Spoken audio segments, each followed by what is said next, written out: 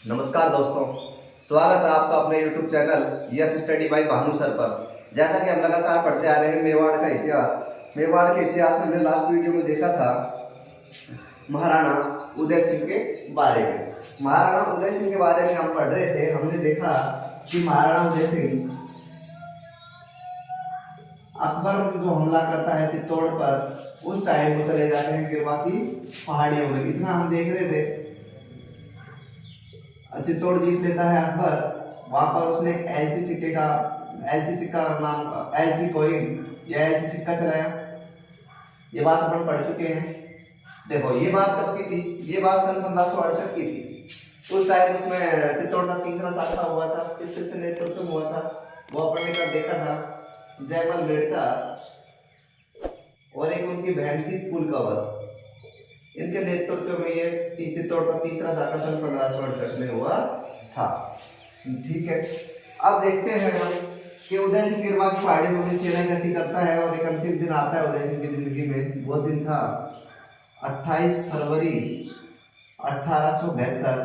इस दिन होली का त्योहार होता है और उदय सिंह की मृत्यु हो जाती है। तो ध्यान रखें कौन से मेवाड़ के शासक की मृत्यु होली के दिन हुई, तो हम ध्यान रखेंगे महाराणा उदय सिंह। इतना हमें ध्यान रखना है। कब हुई? 28 फरवरी 1872। ठीक है, अब इनके अंतिम संस्कार के लिए इनको शमशान भूमि लेकर जाया जाता है। लेकिन एक रिवाज थी कि जो शासक मरा है उसका जो आगे वाला उत्तराधिकारी होगा वो उसके अंतिम संस्कार में या दाह संस्कार में नहीं जाएगा। तो इस हिसाब से उसमें नहीं जाता है कौन? उदय सिंह का सबसे बड़ा बेटा था कौन? प्रताप। लेकिन उदय सिंह राजा किसको बनाकर जाते हैं? जगमाल को। तो प्रताप चला जाता है अंतिम संस्कार में जाते हैं, बाल कटवाते हैं, अपने पिता को कांदा देते हैं, सारा काम प्रताप करता है। अब बात सुने, लेकिन अब राजा बन गया जगमाल और बनना चाहिए था कौन? प्रताप। आज हम पढ़ेंगे प्रताप की हिस्ट्री या प्रताप के बारे में, या महाराणा प्रताप जिसका बहुत प्रसिद्ध उपलब्धियां हैं। आज हम पढ़ेंगे महाराणा प्रताप के बारे में। ये हिस्ट्री की उदय सिंह बन जाते हैं और जगमाल को राजा बनाकर चले जाते हैं। इतना सा ध्यान रखना है, क्योंकि जगमाल को राजा इसलिए बना देते हैं क्योंकि उनकी एक रानी थी, रानी भटियानी जो थी, उनसे ज्यादा लगाव होने के कारण जगमाल को राजा बनाया जाता है। जगमाल रानी भटियानी का पुत्र था। ये बात थी। आज पढ़ना है महाराणा उदय सिंह के महाराणा प्रताप के बारे में। देखिए महाराणा प्रताप, सबसे पहले सुनो महाराणा प्रताप की थोड़ी सी कहानी, उसके बाद पूरी लंबी कहानी सुनेंगे। महाराणा प्रताप खूब नाम सुना है महाराणा प्रताप का, कुछ नहीं तो ये तो सुना है कि महाराणा प्रताप के घोड़े का नाम चेतक है। इतना तो बहुत सुना है लोगों ने। महाराणा प्रताप का जो शासनकाल रहता है वो रहता है 1572 से लेके 1597 ईस्वी तक। ये महाराणा प्रताप का शासनकाल रहता है। लगभग 25 वर्ष इन्होंने मेवाड़ पर शासन किया। बात करें महाराणा प्रताप को, मैंने बारे में बताया कि महाराणा प्रताप शासनकाल कितना? 1572 से लेके 1597। बात करेंगे इनके माता जी का। इनकी माता जी का नाम था जयवंता बाई। क्या नाम था? जयवंता बाई। जयवंता बाई कहाँ की थी? ध्यान रखें, पाली के शासक अखेराज सोनगरा की पुत्री थी। अखेराज सोनगरा की पुत्री थी। ध्यान रखें, पिता का नाम पता ही है, उदय सिंह। पढ़ के आए जस्ट पीछे, उदय सिंह। दोनों बात ध्यान रखें, माता का नाम जयवंता बाई और पिता का नाम उदय सिंह। अब सुनो उदय सिंह, अब इनका जन्म कब होता है? सुने, जन्म हम पढ़ते हैं आज के कैलेंडर के हिसाब से। इनका जन्म हुआ था 9 मई 1540। जैसा कि मैं आपको बताऊं, हिंदू नववर्ष की बात करें, विक्रम संवत की बात करें, हिंदू नववर्ष के हिसाब से इनका जन्म हुआ था। पूछ लेता है एग्जाम में, हिंदू या नववर्ष या विक्रम संवत के अनुसार इनका जन्म कब हुआ? तो ध्यान रखें, ज्येष्ठ महीना था हिंदी का, शुक्ल पक्ष था, शुक्ल पक्ष की तृतीया को इनका जन्म हुआ था। ध्यान रखें विक्रम संवत कौन सी थी? 1597। जैसे ध्यान रखें विक्रमी संवत कैसे मानी जाएगी? अपनी जो आज का जो टाइम है उसमें 57 वर्ष जोड़ देंगे तो हम आगे चले जाएंगे, वो कहलाती है विक्रमी संवत या हिंदू नववर्ष। अभी बात करें कल ही शुरुआत हुई हिंदू नववर्ष की, वो था 2080 वर्ष। इतनी बातें हम देखें। जन्म 9 नवंबर 1540, दोनों बातें ध्यान रखनी है। हिंदू नववर्ष के अनुसार ज्येष्ठ शुक्ल तृतीया को महाराणा का जन्म होता है, इतनी बात ध्यान रह जाएगी। अब इनका ध्यान रखिए पत्नी का नाम। पत्नियां इनकी बहुत थी, लेकिन जो राजरानी थी पटरानी थी उनका नाम था आजब दे पवार। ये बात ध्यान रह जाएगी, ठीक है। अब बात करें अब इनका राज तिलक। राज तिलक कहाँ होता है? सुने, राज तिलक इनका कैसे होगा? मैंने तुम्हें बताया कि जो राजा बनना है वो अपने पिता के अंतिम संस्कार में नहीं जाता है, लेकिन प्रताप वहां चले जाते हैं। प्रताप वहां जाते हैं, जगमाल नहीं जाता है, तो जगमाल क्योंकि जगमाल राजा बन चुका था। तो सुनो, वहां पे क्या होता है कि इसके एक मामा जी थे, किसके? महाराणा प्रताप के। उनका नाम था क्या? मानसिंह। क्या नाम था? मानसिंह। मानसिंह वहां पैरवी करता है प्रताप की और बोलता है कि अगर राजा प्रताप बड़ा ज्येष्ठ पुत्र है तो जगमाल को राजा क्यों बनाया जा रहा है? राजा किसको बनाया जाए? राजा बनाया जाए प्रताप को, जगमाल राजा नहीं रहना चाहिए। और ये बात ये बोलता है कृष्णदास चुंडावत। देखो जैसे हमने पिछले वीडियो में देखा था कि राणा लाखा, जो राणा लाखा था उसके टाइम उसका पुत्र राणा चुंडा को सलूंबर का ठिकाना दिया गया था। सलूंबर को ठिकाने को राज तिलक करने का अधिकार था, ये चीज हम देख रहे थे। तो उस टाइम जो सलूंबर ठिकाने का जो सामंत था उसका नाम था कृष्णदास चुंडा। कृष्णदास चुंडा ये थे सलूंबर ठिकाने के सामंत। इनको राममान सिंह बोलता है, जो कि प्रताप का मामा था, कि राजा भी तुम्हें पता है कि जो शक्तिशाली कौन है? बोले प्रताप शक्तिशाली। तो फिर जगमाल कैसे राजा बनेगा? वैसे भी ज्येष्ठ पुत्र प्रताप, तो राजा कौन बनना चाहिए? प्रताप। ये कृष्णदास को बात चुनाव की समझ में आती है और वो बात जगह होती है गोकुंदा, वहीं महाराष्ट्र प्रताप का राज तिलक कर दिया जाता है। तो प्रताप का राज तिलक कहाँ होता है? गोकुंदा में। कहाँ होता है? गोकुंदा में। कौन करता है? कृष्णदास चुंडावत, क्योंकि उनके पास अधिकार था राजा का राज तिलक करने का। ये बात इसको पता लगी। ये बात को आते हैं कहाँ? मेवाड़। मेवाड़ में आके जगमाल को बोलते हैं कृष्णदास चुंडावत कि प्रताप ज्येष्ठ पुत्र है, शक्तिशाली है, अकबर के आए दिन हमले हो रहे हैं, आक्रमण कर रहा है, इस कारण से प्रताप को राजा बना दिया गया है, हमने इसका राज तिलक कर दिया है। कहते हैं प्रताप जगमाल जो है वो इस बात से नाराज हो जाता है। नाराज होकर जगमाल नाराज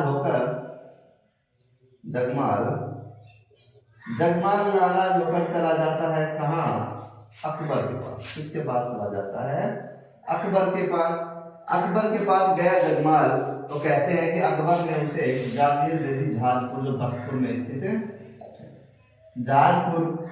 अकबर ने उसको जाजपुर की जागीर दे दी। और कहते, बाद में मैं तुम्हें पढ़ाऊंगा सिरोही के बारे में, तो बताऊंगा कि आधा सिरोही भी किसको दे दिया था? जगमाल को। सिरोही भी किसको दे दिया गया था? अकबर के द्वारा जगमाल को। और जगमाल नाराज होकर अकबर के पास जाता है, अकबर उसको जागीर क्या बोलते हैं, झाजपुर की जो जागीर है वो दे देता है। उसके बाद कहते हैं कि आधा सिरोही भी उसको अकबर दे देता है। ये पढ़ेंगे सिरोही के इतिहास में। अब बात करें, अब बोलते हैं प्रताप राज तिलक तो हो गया गोकुंदा में, लेकिन मजा नहीं आया। मजा जब आए जब मेवाड़ में मेरा राज तिलक हो या कुंभलगढ़ दुर्ग में मेरा राज तिलक हो। तो मेवाड़ कहाँ होते थे राज तिलक? कुंभलगढ़ में, ठीक है। अब सुनो, प्रताप का जन्म भी कहाँ हुआ था? कुंभलगढ़ दुर्ग में। कितना ध्यान रखें, कुंभलगढ़ दुर्ग में ऊपर कटारगढ़ में मेवाड़ की आंख कहलाती थी, उसके अंदर था तनाना महल, उसमें प्रताप का जन्म होता है। उसके बाद बात करें, पिछली बात हो गई। अब हो रहा था क्या भाई? प्रताप का दोबारा जो विधिवत रूप से राज तिलक होना था कुंभलगढ़ दुर्ग के अंदर, तो प्रताप अपने सभी जो राजा थे, उसके समकक्ष जो राजा थे, सबको इनवाइट करता है कि आओ मेरा राज तिलक हो रहा है। तो ध्यान रखें, उस टाइम में मारवाड़ का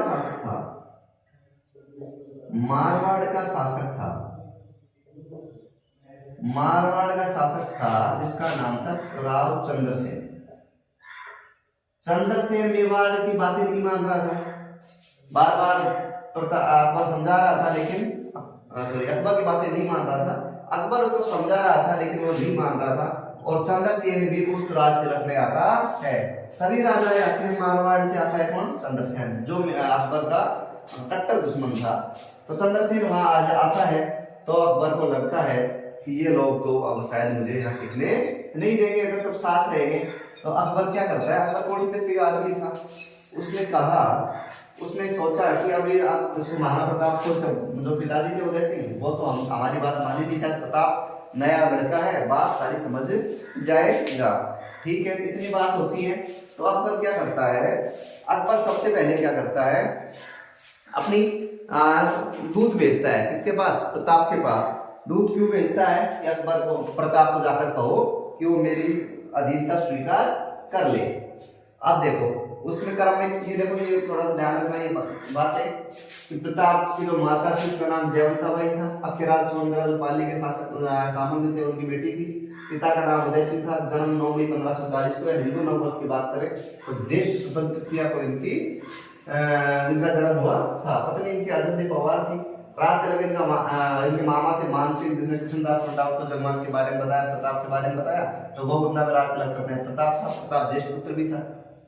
उसके बाद जगमान जो राजा था वो नाराज होकर कहाँ चला जाता है? अकबर के पास। अकबर उसको जहांगीर देता है, बाद में सिरोही आदि सिरोही भी दे देता है। उसके बाद उसका महाराणा का विधिवत रूप से राज तिलक होता है। मारवाड़ का शासक चंद्रसेन भी उसमें राज तिलक में भाग लेता है। इतनी बातें ध्यान रखनी है। शासनकाल में था 1572 से 1597। अब बात हुए आगे। अब अकबर क्या करता है, महाराणा को अपनी अधीनता स्वीकार करवाना चाहता है। बहुत से राजपूत जो शासक थे वो महाराणा में अकबर की अधीनता स्वीकार कर चुके थे। उदय सिंह जो महाराणा प्रताप के पिताजी थे उन्होंने उसकी अधीनता स्वीकार नहीं करी थी। अब देखो, अब वो दूत भेजेगा, मैसेंजर भेजेगा, कौन? अकबर। अकबर ने क्या किया, अपने दूत भेजना शुरू किया। पहले भेजता है वो किसको? जलाल खां। जलाल खां कोलची, जलाल खां कोलची। जलाल खां कोलची आता है और उसको बोलता है प्रताप।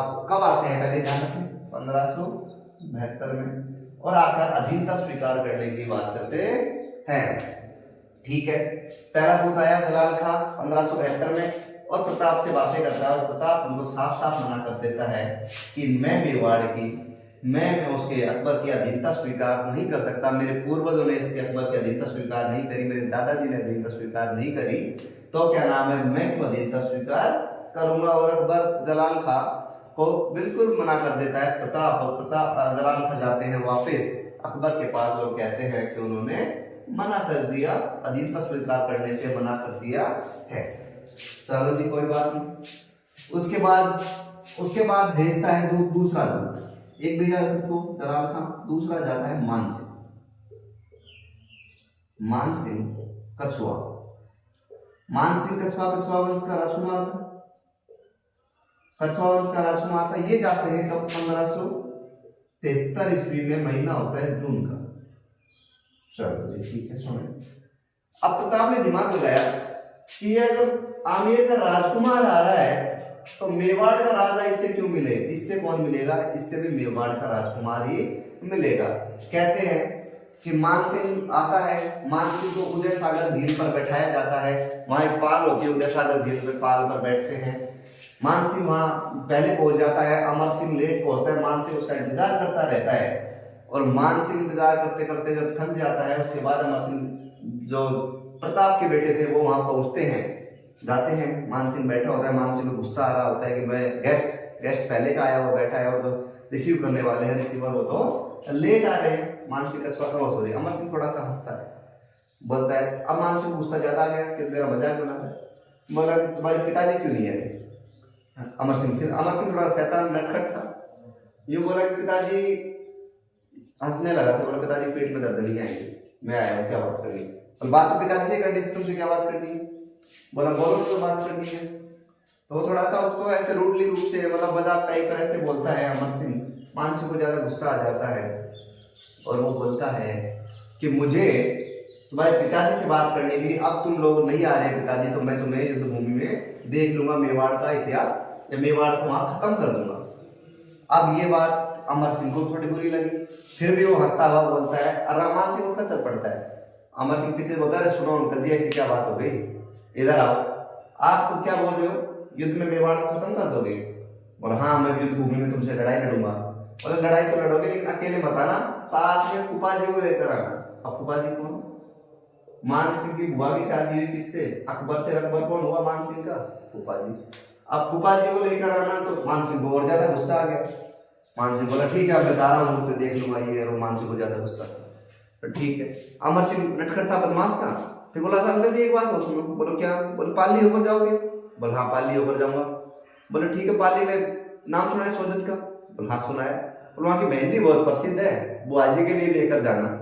अब मान सिंह को ज्यादा गुस्सा आ जाता है और वो लाल पीला होकर वहां से निकल जाता है। मान सिंह वहां से निकल गया, अब महाराणा प्रताप जो मिलते नहीं है। ठीक है, अब जाते मान सिंह बोलता है अकबर को मुझे युद्ध लड़ना है, सेना दीजिए मुझे, अभी जाकर मेवाड़ को खत्म करना है। लेकिन अकबर बहुत दिमाग वाला था, बुद्धिमान था, उसने कहा नहीं रुको अभी। तीसरा फिर वो भेजते हैं किसको? अब वो देखा तो उसने बताया कि प्रताप मेरे से मिला नहीं है, तो उसको पता लगा राजकुमार से राजकुमार मिला है, तो अब की बात क्यों ना किसी राजा को भेजा जाए। अब वो भेजते हैं आमेर के राजा और मान सिंह के पिताजी भगवंत दास को। किसको? भगवंत दास को भेजते हैं। भगवंत दास जाते हैं, भगवंत दास जाते हैं कहाँ? मेवाड़।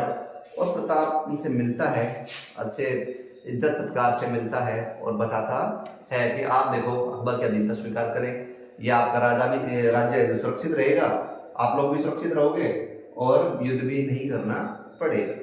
प्रताप को जवाब देते हैं कि भगवंत मान जी आपने ठीक कहा, लेकिन मैं आपको बताऊं मेवाड़ जब सबसे शक्तिशाली शासक था, जब मेवाड़ जो भी शासक था सबसे शक्तिशाली राज्य था मेवाड़। ठीक है, अब इसमें हमने खानवा के युद्ध, मेरे दादाजी युद्ध लड़ रहे थे तो आमेर से आए थे पृथ्वीराज जी, जिन्होंने मदद करी, हमारे झंडे के नीचे खड़े होकर लड़ाई लड़ रहे थे। हैं आज मेवाड़ थोड़ा कमजोर है, आमेर मजबूत है, तो आप अकबर से युद्ध लड़े, मैं आपके साथ सहायता करूंगा, आपके झंडे के नीचे मैं लड़ाई करूंगा। मैं अकबर के झंडे के नीचे किसी के साथ नहीं लड़ सकता, मैं अकबर की अधीनता स्वीकार नहीं करूंगा। ये बात मुसलमान ने कहा कि ऐसा तो नहीं है तुम्हें, फिर अकबर तुमसे युद्ध लड़ेगा। ये जाते कब है? ये जाते हैं सन 1573 के कौन से महीने में? सितंबर में। ध्यान रखें कौन से महीने में? सितंबर में, नहीं हाँ सितंबर में। ओके, उसके बाद बात करें, भगवान खान वापस आता है, अकबर को सारी बातें बताता है और फिर जाते हैं कौन? फिर वो भेजता है टोडरमल, जो कि अकबर की सेना का, टोडरमल जो अकबर की सेना का वित्त मंत्री था।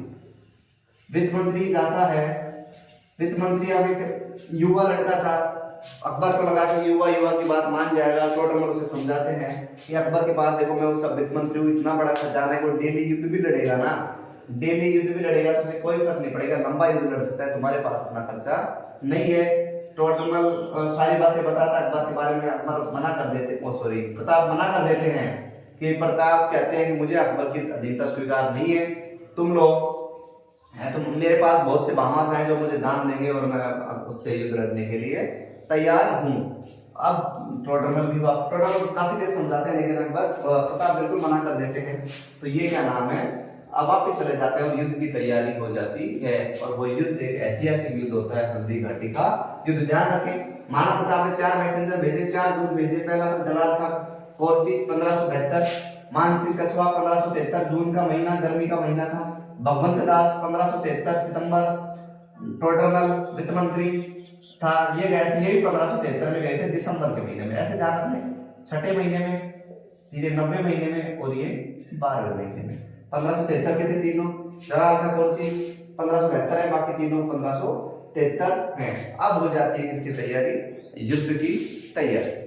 क्योंकि प्रताप को सीधा ऐलान करता है युद्ध लड़े, दूत नहीं भेजे, मैं बात नहीं मानूंगा, क्या लालच में दिया जाता है, लेकिन प्रताप नहीं मानते हैं। अब एक ऐतिहासिक युद्ध की तैयारी शुरू।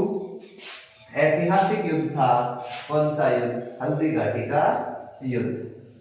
तो बात हल्दी घाटी के युद्ध की कब हुआ, थोड़ा सा देख लें हल्दी घाटी के युद्ध के बारे में, देख लो बोर्ड पे। हल्दी घाटी, हल्दी घाटी जो युद्ध हुआ वो जगह थी राजस्थान में, वर्तमान में है राजसमंद। राजसमंद जो जिला है उसमें हल्दी घाटी का युद्ध हुआ था। कब हुआ? पहली बात, कब हुआ? ध्यान सुने, कब हुआ? ये हुआ 18 मई 1576। कुछ इतिहासकार इसको बता देते हैं 21 मई।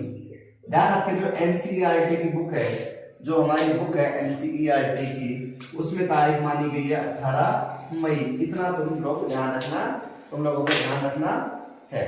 अब सुने, युद्ध होगा किस किस के मध्य हुआ? देखो, मध्य हुआ प्रताप वर्सेज अकबर। हो रहा है युद्ध। चलो, प्रताप को अधीनता, अकबर का मैं उद्देश्य है प्रताप को अधीनता स्वीकार करवाना, ठीक है, क्योंकि मेवाड़ सबसे बड़ा राज्य था, मेवाड़ अपने कब्जे में चाहता था अकबर। अब प्रताप, देखो अकबर की तरफ से कौन युद्ध करने आया? अकबर राजा को युद्ध करने नहीं आते थे, सेनापति आते थे। इसका सेनापति आया मानसिंह। मानसिंह वही मानसिंह जिसको अमर सिंह ने मजाक में उड़ा दिया था। और इसके साथ दूसरा सेनापति आता है आसिफ खां। आसिफ खां, दोनों सेनापति। प्रताप का ये पहला युद्ध जिसमें स्वतंत्र सेनापति के रूप में कार्य करता, स्वतंत्र सेनापति के रूप में कार्य कौन कर रहा था? मानसिंह, ठीक है। अब प्रताप की तरफ से कौन कौन आता है? देखो मैं बात करूं, प्रताप की तरफ से आते हैं ग्वालियर के जो शासक थे, क्या नाम था उनका? ग्वालियर के जो शासक थे उनका नाम था उनका क्या नाम था? रामशाह तोमर। सुने मेरी बात, रामशाह तोमर ग्वालियर का शासक था, ध्यान रखें। रामशाह तोमर ये अपने 3 पुत्रों के साथ आए थे। पुत्रों का नाम था भवानी सिंह, प्रताप सिंह और सालिम सिंह। ये इनके 3 पुत्र थे। ग्वालियर से आते हैं तीनों पुत्रों के साथ रामशाह तोमर, ठीक। 3 पुत्र, सालिम सिंह, प्रताप सिंह और भवानी सिंह, तीनों आते हैं। उसके अलावा भीलों की जो सेना होती है उसके सेनापति होते हैं कौन? पुंजा, ठीक है। भीलों के सेनापति कौन थे? पुंजा। उसके अलावा हाकिम खां सूर आते हैं। हाकिम खां सूर आते हैं। कौन कौन? ग्वालियर से रामशाह तोमर, भीलों की सेना के सेनापति पुंजा, हाकिम खां सूर आते हैं। उसके अलावा कौन आते हैं? जो सलूम्बर के शासक बताया था, सलूम्बर की हमेशा था कि रावल सेना के जो नेतृत्व करेगा कौन करेगा? सलूम्बर का सामंत करेगा। तो वो कौन थे उस टाइम? कृष्णदास चुंडावत। कृष्णदास चुंडावत, ये तो थे प्रताप की तरफ से। इधर अकबर की तरफ से था मानसिंह और आसिफ खां। स्वतंत्र सेनापति पहली बार था मानसिंह। अब ये युद्ध होता है। अकबर की जब सेना आ रही थी, प्रसिद्ध इतिहासकार है बदायूनी इतिहासकार था। वो ये बोलता है, वो इतना था कि मुस्लिम धर्म को इतना चाहता था कि हिंदुओं को बिल्कुल खत्म करना चाहता था। तो बदायूनी कहता है कि इस युद्ध में मैं भी साथ जाऊंगा, ठीक है। वो बोलते हैं वहां के सेनापति, यार आपको कलम घिसने की आदत पड़ी हुई है, कहाँ तलवार चलाओगे? वहां तलवारें चलेंगी। लेकिन बदायूनी नहीं मानते हैं और वो इस युद्ध में भाग लेते हैं। बदायूनी भी युद्ध में आते हैं। उनकी किताब है, किताब का नाम है, क्या नाम है किताब का? किताब का नाम है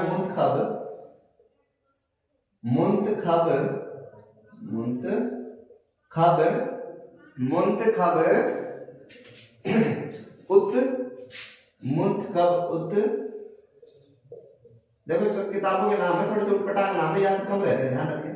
बदायूनी ने किताब लिखी मुंतखब उत तवारी।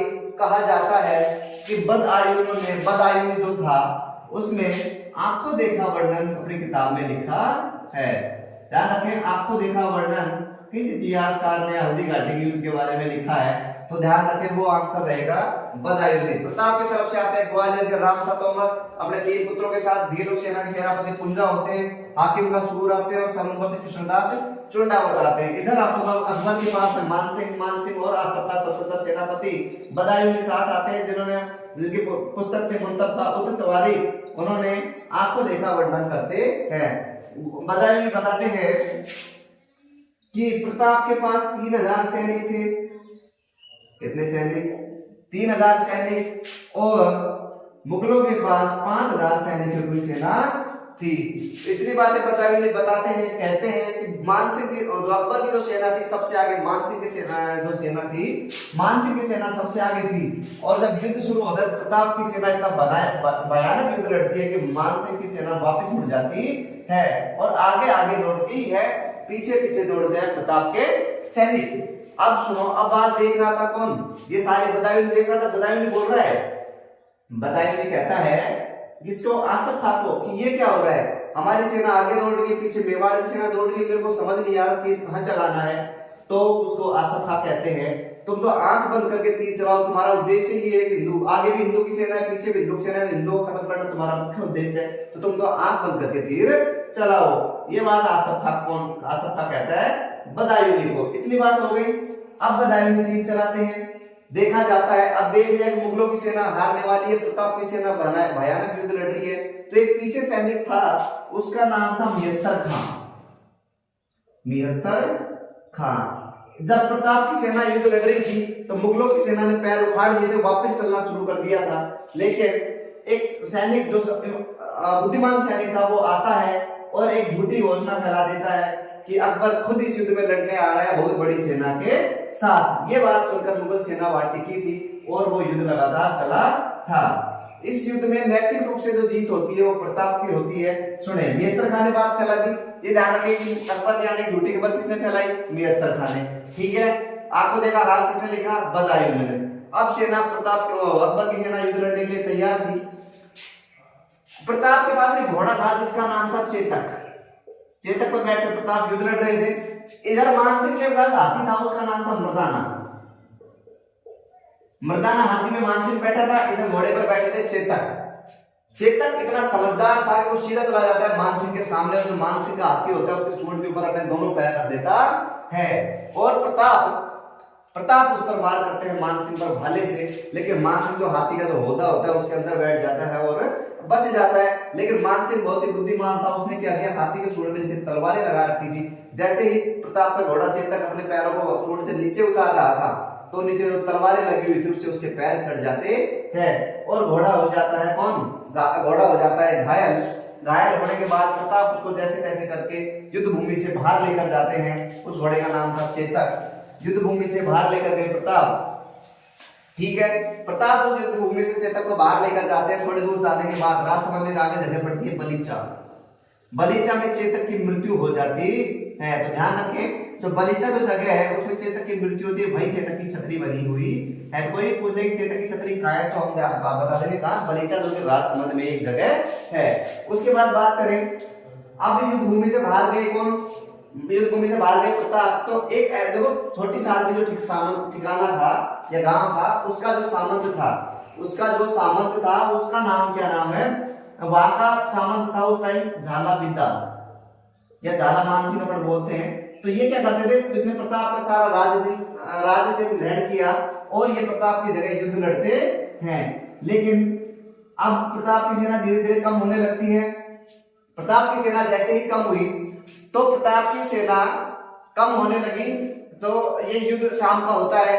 अब बदायूं बताते हैं कि इस युद्ध में हम भले ही वहां पर राज कर लेते हैं, लेकिन हमने जहां गोकुंदा में रुके थे वहां चारों तरफ से चार दीवारी लगा दी थी कि कहीं प्रताप की सेना रात के टाइम में भी युद्ध नहीं करते। मतलब इतना डर रही थी प्रताप की सेना। उसके बाद बात करें, मानसिंह और आसिफ खां वापस अकबर के पास जाते हैं और अकबर को बताते हैं कि हमने प्रताप को हरा दिया। प्रताप बोलता है कैसे हरा दिया आपने मानसिंह को क्या नाम है, प्रताप के दिन स्वीकार करवा ली, नहीं प्रताप को तुमने गिरफ्तार कर लिया, बोले बिल्कुल कैसे जीते। तो प्रताप नाराज होकर मानसिंह और आसिफ खां को दरबार में आने से मना कर देता है और प्रताप खुद युद्ध लड़ने जाता है। और कहा जाता है कि प्रताप वहां जाकर युद्ध लड़ता है, लेकिन अकबर वहां जाकर युद्ध लड़ता है। लड़ने के बाद भी वो प्रताप को अधीनता स्वीकार नहीं करवा पाता और लेकिन वो उदयपुर किले को जीतता है। उदयपुर का नाम बदलकर कर देता है मोहम्मदाबाद। इतनी बातें चल रही है। अब हम पढ़ेंगे क्या, हल्दी घाटी युद्ध के महत्व, कौन कौन सा घोड़ा था, ये हम देखेंगे नेक्स्ट वीडियो में। जब तक के लिए साथियों आपका